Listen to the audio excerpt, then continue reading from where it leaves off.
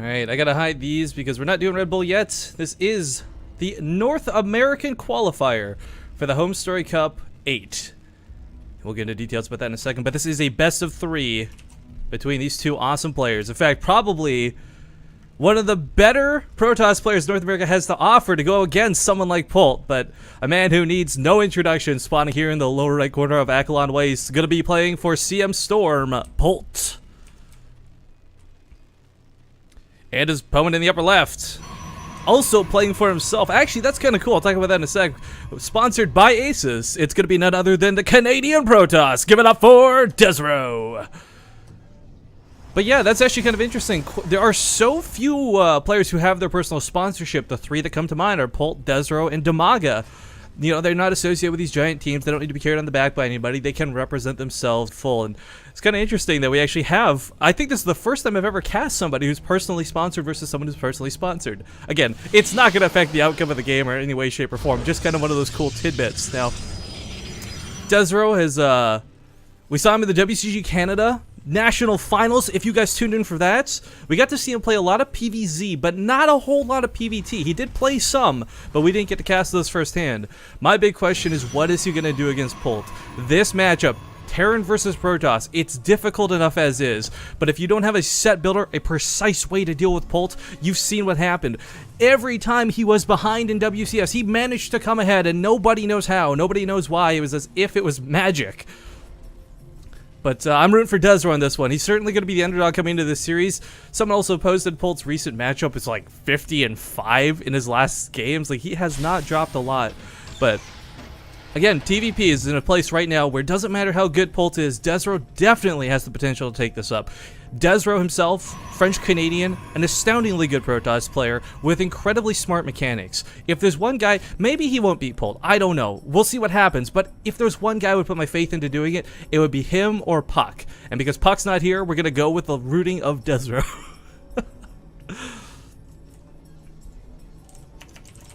Sorry, just had to close Skype there. Didn't want it making noises in the middle of the cast. It gets a big engagement, it's like... Well, I guess that's more like the old school MSN noises, but that's beside the point. Now, Desrow is not going for a quick expand by the looks of it. He never did take that second gas, and if he is going to go for a quick he is going to go for a quick expand. Sorry, let me get my English out, first cast of the day, heebie-jeebies and all that. But by not taking that second gas, Polt's scouting this. The most important thing he's going to know is, look, there's not going to be Dark Templar, there's not going to be Stargate, I don't have to worry about additional tech for the time being.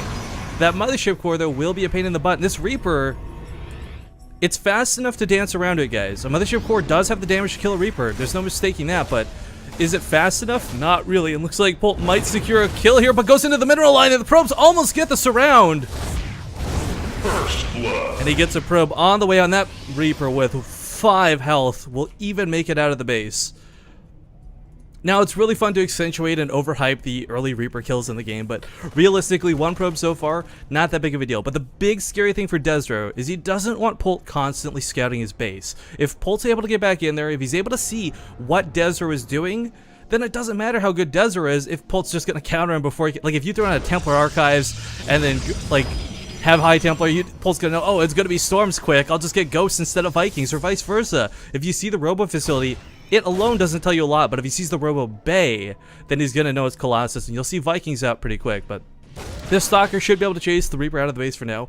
Polt, in the meantime, playing Bio, not a surprise, but going for 3 racks. Before Factory, before Starport, he's just going to get boots on the ground. I love that phrase, by the way. I know it's kind of like a stupid phrase, but when it comes to Marines, I think it's the most accurate way to describe it. Ooh, okay, not going to make it up the cliff. We'll just back off with the Reaper, but... The advantage of having a lot of Marines on the field in the early game is without some sort of area of effect spell, without Archons, without Storms, without Colossus, there's no way for Desrow to clear them out very quickly. And once Stim gets associated with these little buggers, they become incredibly volatile and definitely strong against any gateway production Desrow could have. Now, speaking of gateway production, there's not a lot in the field, and we do have armor coming up first. Really love this move out of Desrow. If you go for weapons, okay, your Zealot's going to be a little more volatile. They'll do a little more damage for sure. But the big thing is, oh, well, actually, the Reaper getting picked off is going to be the big thing. No more continued scouting for Polt. But the big thing about armor is Marines already have a little amount of damage as is. You take a Guardian Shield, which reduces range damage by 2. You give Zealots +1 armor, and there's no way these Marines are busting through your gateway forces. But for the time being, this small hit squad, there's enough for a Photon Overcharge. Desrow's not in immediate danger. He's not going to lose the game, and he's going to scout this with the Observer. Now, I don't know if he'll pull back or if he'll try and kite. I mean, again, it's Marines. You can kite against them as long as they don't have stim, and stim's not going to be done for about another minute or so in game. So with just Bio on the field, Polt going to push up into this. Desrow, there we go, going to pop the foot on overcharge. I was going to say, big question is, does he want to use this for the overcharge, which of course has to be done, or will he go for a time warp to try and catch these Marines? But picks off the Marauder. Such methodical mechanics as he goes through the army here. The Marines are not a threat. As we see, he can kite Marines all day, especially with the top of the ramp acting forward as an advantage, but it's the Marauder that's the true threat. One Stalker does go down, but all these Marines are so dangerously low, and there is no medevac to heal these up. Now, if you guys were paying attention to the production, I didn't get to point out, well, actually, hang on, we still got some chasing going on here. Polt with a lot of Marines that are within one-shot range, but these Stalkers not exactly full on health, but there's the robotics base, so we'll see some quicker Colossus make it out onto the field, and it's pretty important that Polt catches wind of this. The Terran tech paths are very decisive. If you go Vikings, you're going to be useless versus Storms. If you go Ghosts, then you're going to be useless versus Colossus, but with those 3 Stalkers, we'll pick off a couple more Marines. Polt trying to save this last one. Desrow kind of realizing, oh, maybe I'm going to get caught in a trap, and backs out. Really like that a lot. Could have gone for greed, could have killed one more Marine, but would have cost him all 3 of his Stalkers. However, may still cost him all 3 of his Stalkers. A little bit of just distraction, I guess. Not paying fully attention to these will cost them their lives, but 2 stims out of this army. Medevac's now coming out of the field, though, so Polt will be able to heal that back up. Not too devastating. But of course, again, comes to the fact that because Polt went for medevacs first, he's going to be lacking Vikings. Colossus are so great at mowing down barracks units. Doesn't matter whether they're Marauders, Marines, or hell, even Ghosts, Colossus will get the job done. Now, Polt is taking his 3rd base on location. Desrow saw that with the Observer. How much of the base has Desrow actually seen? So not a whole lot. But he's keeping an eye on the army, he's keeping tabs on what needs to be done. And the best thing is he's not auto-moving. So many times you'll see a player get lazy and leave the Observer auto-following the Marines, the Marauders, but in doing so, it becomes very easy to scout, very easy to spot, and Polt, Desrow knows he can't afford to lose this Observer versus someone like Polt. And the rocks are low so he can knock them down later. That's kind of a cool move, because of course if he knocks them down now, then Desrow can take the rocks out himself later on. But one scary thing for Desrow is while he does have Colossus and some nice tech on the field, what he's lacking is units. Man, yeah. Simming up the ramp, 1 Colossus, 2 Colossus now. Polt scouting with a couple Marines, just sacrificing them to the Protoss gods. And of course the the Overlord factory, as I like to call it. It's really sad that that's what it's come down to in TVP. You rarely see the factory used for anything else. And oh, I didn't know it also had a 54 branded on it. Cool. 54, by the way, is a bit of a meme in StarCraft. Well, the Blizzard universe, every game features the number 54 somewhere, some way, somehow. I'm not sure the significance of it. I'm pretty sure you can probably Google it and find out, but the Command Center also has one on it. Where is this? 54. There's World of Warcraft, Diablo, every game Blizzard does. This is like one continuing. It's like the Sid of Final Fantasy in the Blizzard universe. I guess is the only way I can really describe that. But okay, Polt gonna knock down these rocks. Desrow getting the little bit of time that he needs. I mean, he doesn't need a lot. Just needs to get a couple more units on the field. Colossus will be coming out here shortly. Blink finishing up here. Same with his weapon upgrades. It'll be on 2-1 versus Polt's 1-1. Polt's 1-1, actually, not even 1-1, 1-0 coming up here. Concussive Shell's going to be coming out. Okay, it'll be great for kiting the Stalkers, maybe catching a Sentry or 2. But again, these Colossus are a bit too much for our Terran player to take on right now. Looks like... Alright. Oh, okay. Thought he was going to go for a drop. My mistake. Polt is, of course, known for his kind of doom drop situations. Pick up and go, as it were. But the one thing about Polt that reigns true in every single matchup, whether he's playing against Desrow, Life, Symbol, whatever player, you name it, one thing is Polt is he never lets up on aggression. He's always attacking. So right now, we see a very passive game between these two players, but once Polt starts, Desrow's not going to find any room to breathe. And he's got to crush these initial waves so he can hold off the follow-up even stronger, even better.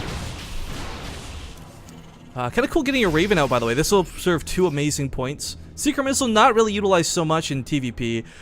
It can be used, not really too effectively. The biggest fear, of course, is Templar feedback shuts down a Raven outright. But one of the big things is the point defense drone. Stalkers don't do a lot of damage. Well, actually, I should rephrase that. They do a lot of damage, but they don't exactly attack fast, and their projectiles get shut down very quickly. And sometimes all you need is that 1-point defense drone to really start pushing in. But Desrow focused a little too far on the other side of his base, finds himself with a big drop here in the natural. Colossus are in position to take this, however, and Polt is going to be forced to pick up immediately, losing only a couple units, but claiming the lives of 2 probes by the looks of it. However, once again, we see him attacking into the third, actually being able to get into the base this time. Zealots are coming up, but charge isn't done. It's 20 in-game seconds away, forced to blink back. A lot of the Marauders, while low, will get healed up by those medevacs, so nothing too dangerous for a Red Terran player at the moment. Coming up on 4 bases, Polt has established map control. He's been dictating the pace of the game, but that's okay, because Desrow's playing Protoss, and this isn't a comment on race, but this is just how Protoss plays. You kind of play it safe, you ball up, you get your tech, and you get to this point where you can just push and crush your opponent. Terran has a lot of production. For those who don't know, there's a big post on Team Liquid recently, which I found incredibly interesting, that really points out the biggest con, that Protoss not having any one supply army unit can't really afford to just mass up. They can't afford to harass, and they can't just throw Marines away the same way that Polt can. So without being able to throw Zealots at your opponent's army, without having Stalkers that are expendable units, it's really important you keep everything alive. Now, if there's like one most expendable unit in a Protoss composition, yes, it's going to be the Zealot, but still, you never really want to throw anything away for free. And Desrow is getting Storms out. Between Storms and Colossi, these Marines, these Marauders, oh, they're going to go down so quickly. Ghosts are coming out soon, though. We got the Mobius Reactor, so no energy for anything too crazy yet. Desrow does have to be cautious about this. Yeah, there we go. Nice blink back. Loses a Zealot, but that's okay. Well, you never want to lose anything at this stage of the game, I guess. I shouldn't phrase that as okay, but lots of Vikings on the field. Storms are available, but Desrow perhaps walking a couple into the wrong position. We got a 2-pronged attack coming out of Polt, though, and he will find himself getting a nice engagement here on the 3rd base while Desrow's busy with the ramp. The Vikings do clean up that last Colossus, and it's just gateway units, but that's going to be okay, because what's left on the field for Polt but Marauders? Zealots with charge are so good versus Marauders, but Desrow's forces are perhaps a little too split. This Nexus may go down. A storm about to drop. It's going to hit the bio, but will it matter? There's so many medevacs here, and the Nexus will fall, leaving Desrow back to 2 bases. Without Blink Stalkers, no means to chase these medevacs, but oh, actually, there are a couple Blink Stalkers here. Wants to definitely catch a couple of these. That is one of the biggest weaknesses to Terrans in general. Polt, as well, is no exception to this. When you start losing medevacs, you forget to remake them. You get so focused on the Vikings, on the Ghosts, you don't rebuild your medevacs. And without a sufficient medevac count, Storms are going to be impossible to deal with. Now, that being said, Ghosts can also make Storms a non-issue. It really comes down to a lot of control, but an awkward force field goes down, charge goes off, but forced to back up yet again. Desrow not in a favorable spot right now. He's still got all these Vikings to deal with. They're so low, but there's just enough to deal this Colossus, or deal enough damage to this Colossus. Lots of Templar warped in, but none have energy to cast Storms yet. Polt is going to come up here, and Desrow just needs more time. He just needs like 5 in-game seconds. He needs energy for Storms, and he can take a pretty good engagement here, but this is looking really dicey. Big thing, of course, is the Stalkers trying to get range on these Vikings. One Storm goes down, misses most of them. Kind of distracting. You know, do you go for the bio? Do you go for the Vikings? There's no great way to deal with this. But looks like the Vikings will be taken out. Desrow will crush a large amount of Marauders here on the front lines, but with that, more and more bio streams into the 3rd base, and Desrow now without a natural, without a 3rd, trying to take a fight here in his natural entrance. Just in a rough spot all around it. The mobility of Polt really paying off right now. Medevacs are so low on energy from these constant engagements, we don't see feedbacks going off, and rightfully so, because it would be a waste of energy.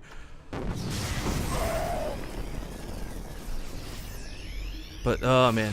Polt, while he might have a paltry force here in the middle of the map, no weird awkward sound pun intended, he does have a lot of units banked up at his natural. Ghosts are now on the field, something Desrow's not had to contend with until just now. And we're going to see some Zealots, ooh, try to move forward, but oh my god, he made a planetary fortress? I saw the command center come down earlier. I assumed it was just going to be another orbital, but kind of cool. This will give him some extra AoE versus Zealots for sure, and planetary fortresses are never bad to have, but Desrow forced to take another awkward engagement as he's attacked from 2 fronts. Can he get the storms off? Ghosts are here. There are no EMPs going off. Feedback's actually going off on the ghosts instead of storms. Curious but cool. But there's no Vikings here, and this one Colossus could be what it takes for Desrow to win this engagement. Big storms do go down, but a lot of these Marauders from the north never came in. But looks like it doesn't even matter. Despite the Archons coming in, Desrow's going to lose his forces. Good game is called, and game 1 will go to Polt.